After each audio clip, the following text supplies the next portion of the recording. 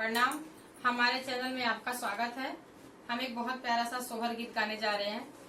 Please आप हमारे गाना को पूरा सुनिए, लाइक और सब्सक्राइब करिए और कमेंट करके बताइए और भर भर के कमेंट करिए और अपना जितना हो सके उतना कमेंट करिए ताकि हमको मालूम पड़े कि आप गाना देख रहे हैं, गाना आपको कैसा लग रहा है, ताकि हम आपके लिए और अच्छे अच्छे गाना लेकर आए। पियर देश राजा गईले पियर